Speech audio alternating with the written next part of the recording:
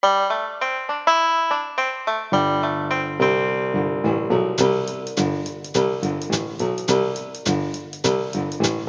again, and welcome back to Movin' Right Along, a Muppet Movie podcast brought to you by toughpigs.com. It's the podcast where we watch the Muppet movie 2 minutes at a time and talk about it a lot. I'm your host, Anthony Strand. And I'm your other host, Ryan Rowe. And joining us today, we have a return guest, a very special guest. Tell the folks who you are, human. Human? Is that what you just called me? Yes. It's accurate. Okay, I guess that's better than kosher bacon. I am Stacy Rosen. I am a learning specialist and Muppet enthusiast. Awesome. So glad to have you back, Stacy. Thanks for having me. Back. Yeah. So today we are looking at minutes 63 and 64 of the Muppet movie. And these minutes start out with Professor Krassman finishing his line, "Here, a pig that goes bananas. What is this, a luau?" And we end with Animal yelling, "Seat cushion!" So how do we get from point A to point B? Wow. A lot happens in between. So we had just started talking at the end of last episode about how you can pretty clearly hear Jim Henson and Frank Oz as members of the gang of thugs here.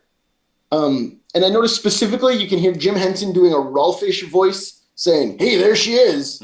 And Frank doing kind of a Sam or Animal type voice saying, "Whoa, whoa, where'd she go? Hey." Yeah. Those are pretty good impressions. Thank you. But I remember, like, in the early 2000s, when, like, before Muppet Wiki existed, when Muppet fans would talk about, like, where are all the Muppeteer cameos, there were some people who were very passionately sure that the guy in denim in this scene was Jim Henson. Oh, so they heard his voice and they thought that it was him on screen? Yeah, and I feel like that must be why. It's like, there's a guy with a beard. Listen, it sounds like Rolf. It's him, you know? Are you talking about the guy in overalls? Yeah, the guy in overalls. Yeah, that's not Jim. I mean, I knew it wasn't, but it doesn't really look like him. Right, not at all. But I think there's a certain type of fan who, like, wants to be the one to notice these things. Yeah, they were really proud of themselves for recognizing the voice. Right. Anyways, I think of that every time I watch this sequence. I wonder if those were the same people who thought that Jim Henson makes a cameo as a construction worker in Ernest Goes to Camp. What? Oh, yeah, that was on IMDb for a while, I think it might still wasn't be it? in the IMDb trivia that there's a guy with a beard in Ernest Goes to Camp, and somebody was convinced that was Jim Henson. These are the same people that think there's like a ghost in 3 Men and a Baby. Yeah. Yeah, the ghost, the cardboard cutout ghost That's thing. What it is, yep. Yeah. Yeah, also, I think that same ghost was one of the dead munchkins swimming in the trees. The Wizard of Oz. Oh, we could go on all day. Yeah. So good. Okay, so let's segue into impressive puppetry effects, because here we have Piggy diving off of a balcony. Yeah. Which, like, is pretty. I mean, I'm sure it's just a poser puppet that, like, they threw at a slightly upward trajectory. But I watched it several times, and it sure looks like a real jump. It really does. It does film well. It's convincing. Yeah, these things don't always look real when they just throw the puppets around like that. But or like when they throw baby Toby in the air in Labyrinth. Yeah. Right. Yeah, it kind of looks like... So she actually sort of... Her knees bend and then she springs up. It really looks like she's jumping. Yeah. Whatever they did there. That's the thing. And I kind of wonder how they did, if they had some sort of mechanism to, like, bring her down and back up again or something. Like a I don't know. Piggy with It looks great. spring-loaded legs. Yeah. Did they ever... I'm not suspecting it for this scene, but it made me wonder... Did they ever use a backwards effect in any Muppet productions where what you were seeing actually happened in reverse order and then they switched it? I'm sure they did at some point. I can't think of any off the top of my head. Yeah, I want to say they have done that, but I can't think of any specifics. But I'm sure people will let us know listeners. in the Facebook comments. Yes, please do. Yes. Please let us know if you know of any. So, and I just want to dwell for a moment on Piggy here in general. Right after she takes out all the guys, whatever. there's this great vanity shot of her looking right and then left and then right again before she goes over to stop Professor Krassman. And it's just this great moment of like, I'm Piggy, I own the room, bow before me. Kinda. Yeah, she's just kind of like surveying all these big, strong men that she just conquered. Right. It's her kingdom, right? Like, she's in charge. Yeah. And this kind of goes back to something we were talking about last week, where everything is set up with Piggy as a very typical damsel in distress in this scene, and she's in trouble, Kermit's in trouble. You would expect Kermit, the hero of the movie, to save the day, and it seems like Piggy is initially expecting Kermit to be the hero and save the day, but it's Piggy who takes things into her own hands and actually gets it all done. So that's just such a great thing, especially in a movie that so many kids watched from this. And in the period. 70s, I feel like it's kind of ahead of its time. Yeah. In that way. Yeah, for sure. Now I feel like writers will go out of their way to make sure that there are strong, heroic female characters. I don't even know that was the intention. I think it was more about just flipping people's expectations, but it worked out that way. I'm sure that inspired a lot of young women to attack a group of men. Good. right. Well, and then the like finishing touch, the cherry on the top, she walks over to Professor Krassman and blows on him to push him into the machine. Yeah. Right? Is that what happened? So good. Well, yeah, first she just walks. She kicks him, and then She kicks him, and then she goes. Yeah, he's incapacitated. I didn't even catch that. Yeah. It happens fast. Yeah. And so it's like, well, and that's one of the things too, like you say, like it's an unexpected moment, but really, like if you stop and think about it, here's the Muppet movie, the Muppets' big screen debut. I don't think people went into it expecting our heroes to give a Nazi brain damage. Probably But guess not. what? But guess what? That's what happens. That's exactly what happens in the Muppet movie, and we just don't talk about it enough. While he's being electrocuted by the device, did you guys pay attention to the musical cue that's going on there? No. So it's all just like the same note repeated over and over again. And like for me, it didn't have, I think, its desired effect because it reminded me so much of a musical hook in the movie Big. And I now want you guys to listen to both. I'm just waiting for the bass to kick in of that big recurring hook. Wow. Huh. Yeah, awesome. We'll have to check that out. Do do do ba do do do do ba do do. Sure, yeah. You know what I'm talking about? Yeah, and then so in this scene, it just goes do do do do do. And I'm just waiting for that bass to kick in. Huh. So. Right. Well, and since you brought it up, the score for Big has another Muppet connection. Ooh, what's that? Because during the scene when Josh is like tired of being an adult. And he walks around town and like watches other kids playing. Yeah. The song playing on the score is "It's in Every One of Us," which is also one of the songs in John Denver and the Muppets: A Christmas Together. Yes, I feel like we figured that out the last time we watched it. Yeah, we watched that movie maybe a year ago, and I hadn't seen it in many years. And as that song was playing, I was like, wait a minute. And we looked it up, yeah. Yeah, and it's in the closing credits and everything, so it's not just like melody that happens to sound like it. Yeah, that's funny. Or something, But getting back to this movie, although Big is great, go watch it, and John Denver and the Muppets: A Christmas Together is great also. Is anybody out there doing Big Minute, the podcast? I hope so. Probably. I would listen to it. I should go see if it exists. Sure. Anyways, one of the things I really love here, too, is we don't see Professor Krassman fall to the floor, but we hear him fall to the floor, and Kermit and Piggy both slightly jump when he lands, which is such a nice, subtle puppetry effect that, like, their reaction sells that happening, right? Yeah, they're watching him hit the floor. Yeah, and they're kind of startled by the impact, I feel like. Yeah. It's great. Isn't it interesting that when he gets his brain affected by the machine, he says ribbit, ribbit, ribbit, like he's it's for mind control and frogs. Yeah, so it must have been calibrated to the frog setting rather than the human setting. So his brain is now that of like a completely Well, Mushed frog. I think the machine is only designed for frogs, right? He's the world's leading expert at mind control in frogs, not mind control in humans. But yeah, so then we say goodbye to Mel Brooks. So goodbye, Mel Brooks. Bye, Mel Brooks. Bye, Mel. So after this, the next thing that happens is the phone rings. Yes. It's Piggy's agent. How did he get that number? At what point did Piggy call him to let him know where she was? I feel like this could have been an ongoing gag throughout any and all Muppet productions. Like, here you are in this perilous, dramatic moment, and even in like a really remote place, like there's the agent calling. I feel like it almost seems like something Steve Martin would have put into like LA Story or something, just about the Hollywood culture. Yeah, for sure. Very much so. Huh.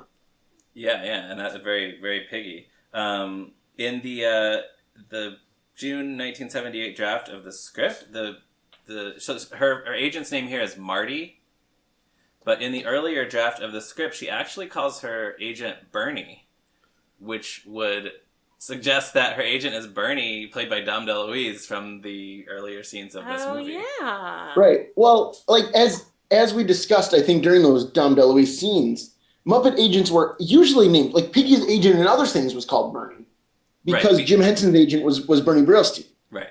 So is Marty a reference to somebody real? Do we know? Oh, that didn't occur to me. I figured they just decided it didn't really make sense for Dom DeLuise's Bernie to be the same guy who was already representing Piggy. But yeah, Marty, I don't know who that would be. I can't think of any Martys in Muppet history. No. Can we talk about how funny it looks to see... I know that Piggy's ears are on top of her head, but to see her bring a phone up to the top of her head like that when speaking into it, like, I feel like they had to make that an old-fashioned phone, because, like, what if it had been, like, a more conventional 1970s phone? Like, I don't even think it would reach from, like, her ear to her mouth. Like, we see her on phones in, like, Muppet Family Christmas, for example. And what does that look like? She just puts it where a human ear would be. Like, right, there's that payphone. That's right. Yeah, they just don't worry about it as much. Even be a little bit longer than usual, though, the receivers. Yeah, it might be. So she puts it where a human ear would be, not up on the top of her head like this? Right. Yeah, right. So this is funny. Yeah, this is much funnier. Yeah, you're right. And I never noticed it until you just said it. She also has to kind of tilt her head to reach. Yeah. So another thing, she's talking to her agent. He offers her a commercial. She kind of scoffs at it right away. What I love, though, what is so Piggy, is that she glances back at Kermit, like as if considering how much he's actually worth to her, as opposed to getting a job, right? And then she turns her back to him, turns away to ask how much it pays. Yeah. This is the most Piggy thing that she does, like going from karate chops, saving the day, to like, let's talk business, but I don't want the frog to know I care more about this than I do about him. Yeah. Whether that was a director's choice or a performer and puppetry choice, that's a really good, that tells you so much in that moment. Either way, the message is that this pig cares more about being loved and adored by the masses than she does by one, solitary frog.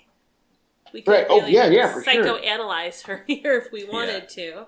Well, and what's great though is within right after that, she's clearly you can see on her face, you can see on the puppet's inanimate face that she's thinking about how she's going to tell him that she chose a commercial over him, and then she just doesn't, right? It's that and they play that really sappy music. Yeah. Yeah. So and it's just goodbye, and then she bounces out of frame. And this is so good. It is so good. This is another thing that was different in the June 1978 draft.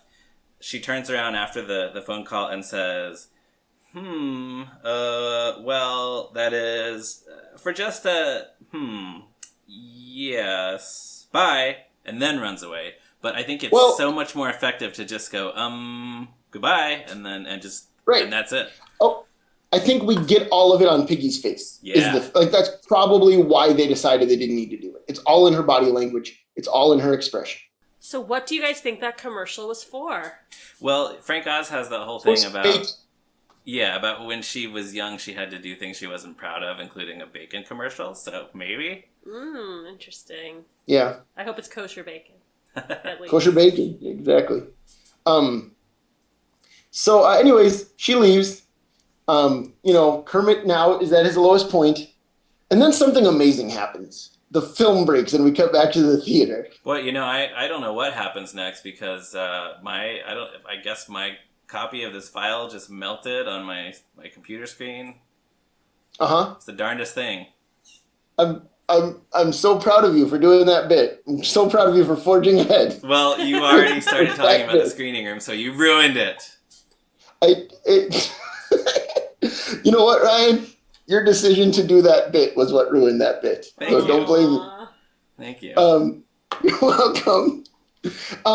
No, but yeah, so I feel like this whole scene, the scene back at the theater, is acknowledgement that the Muppets are the stars of this movie again, right? Kermit and Piggy have been the only Muppets on screen for a while now. Right. For however long it's been. I mean, I think close to 10 minutes, right? Maybe not quite. Yeah. It's since Rolf left. And, I mean, really the movie has been about Mel Brooks for the last 3 or 4, right? It stopped being a Muppet movie. So this is the Muppets reclaiming their movie, in the most chaotic way possible. Ripping the film and going back to a room full of Muppets yelling and bouncing around. Yeah, it's also a reminder, again, that, by the way, this isn't necessarily what really happened. This is the movie that the Muppets made about themselves that they're all watching. So, yeah, right, exactly. Whose idea do you suppose it was to have the Swedish chef be the one responsible for running the film? And which other Muppets would that have been better, who would have been better tasked to do that? Maybe Scooter, maybe? Scooter is what I was thinking, yeah. Scooter. Who else could have handled that? Well, I feel like if this had been a couple years later, it might have been Beauregard. Yeah, I was thinking him, actually. Yeah, although with Beauregard, I think they would have done the same joke, where the film's just all over him, right? Probably, yeah. The chef doesn't have the best track record when it comes to doing things with his hands. True. Although I do feel real life, the reason they gave this scene to him is just because how hilarious does he look with film all over him saying, "Und die Flim, die flip, flip, flip, flip, flip, flip, flip, flip, flip." It's Does one that of match his your best records? Ryan actually transcribed those words. Did he do it right? I think so. Well, I counted 9 flips. It's der Sven, der Borg, der Vorn, der flip, flip, flip, flip, flip, flip, flip, flip, flip. Is that 9? It's just so funny. It's it's one of the things I think of first when I think of the Swedish Chef.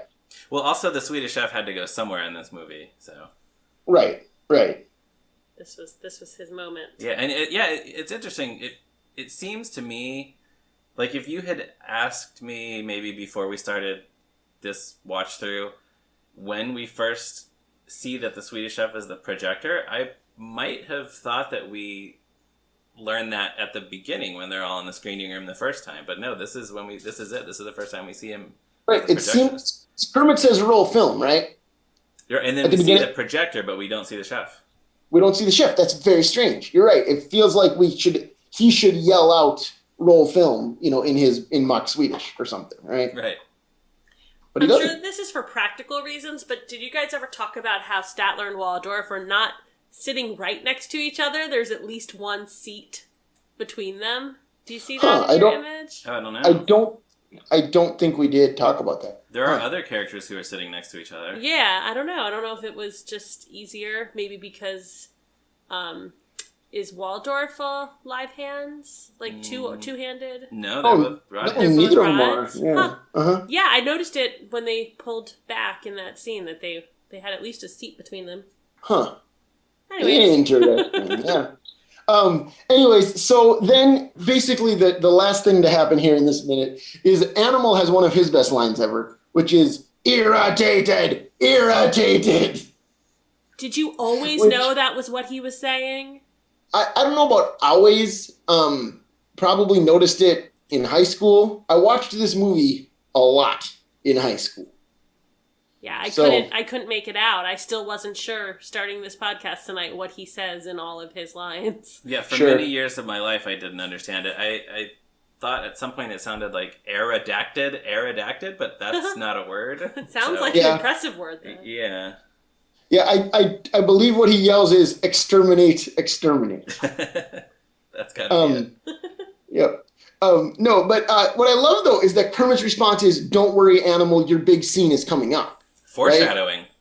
Right. Foreshadowing, but also tells the audience. I mean, it's foreshadowing like the specific thing he's going to do, but even in the moment, it tells the audience that like the Electric Mayhem are coming back, right? Like there's going to be Muppets in the movie proper, other than just Kermit and Piggy. We're It's not cutting back. also a very common strategy that you use with people, especially kids with attention and hyperactivity challenges. You kind of preview things for them and let them know Right. what's coming next. Yeah, absolutely. And it's like I think it does have that effect on the audience, consciously or not. That it's like, oh, good, there's going to be more Muppets. It's not going to be a Kermit and Piggy movie forever. So, You know? So Stacey, would you then tell the kid to be cool and eat another seat cushion? I don't know if that was the best advice. I did look and try to see if we could see which seat cushion had been eaten. Yeah, there's definitely, you can kind of see where the creases are or the seams where he's about to grab that seat cushion. Yeah. And then what I love about that is that Floyd does that great laugh after he says, "Be cool and eat another seat cushion," right? Yeah. I don't love remember it. it. Well, it's just that Floyd, that he does. Yeah, a lot. that's a riot. Right. And then, like as we said at the start, Animal yells, "Seat cushion," and we're done. That brings us down to the end. So, any other thoughts, either of you, before we close? I have two things. First of all, I was curious, and actually Anthony and I were talking about this before the recording, about what it would be like to have seen this movie in the original theatrical release when that film break gag happens. And did it fool people? Did people think that the film was really melting in their theater?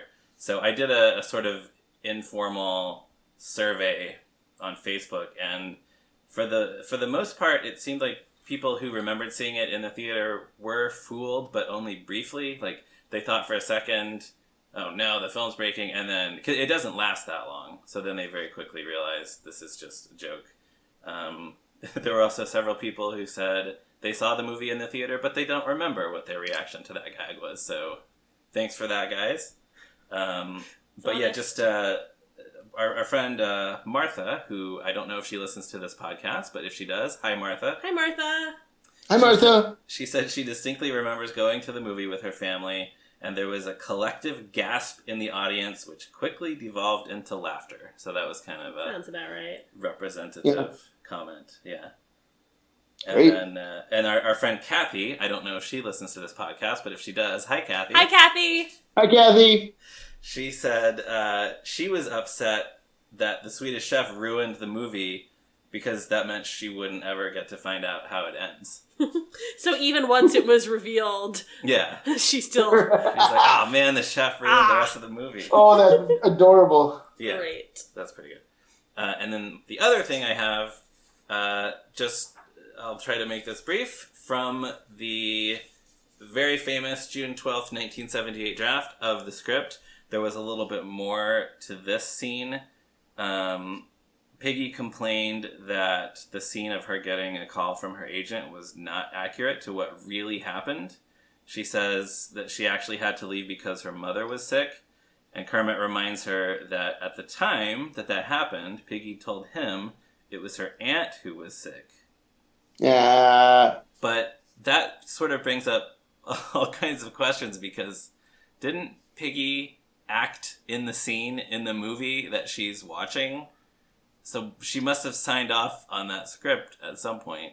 So Yeah. maybe I guess that's why they did it. Yeah, it just brings all of reality into question. I can't wrap my head around that. Yeah. And then actually, I have a few more things from that, but I can save those for next week, because we'll see a little bit more of the screening room next week. All right, sounds good. Yeah. So that brings us down to the end for today. Please check out toughpigs.com on the internet, on Facebook, on Twitter, anywhere you can find it. And in the meantime, please give us a positive review on iTunes and tell all your friends about the show. You can follow me on Twitter at Zeppo Marxist. You can follow Ryan on Twitter at @MeRyanRowe. And Stacy, remind our listeners where they can find you online. You can find me on Twitter at Stacy Said What. That's Stacy spelled STACI. Said what? Sounds great. Once again, our logo is by Morgan Davey. Our theme music is by Stacy Rosen, a person who is in the room right now. So thank you again, Stacy. My pleasure. And tell all your friends to listen to the show. Listeners, Stacy, you can tell all your friends as well. And join us again next week right here for another episode of Moving Right Along. Goodbye. Irritated.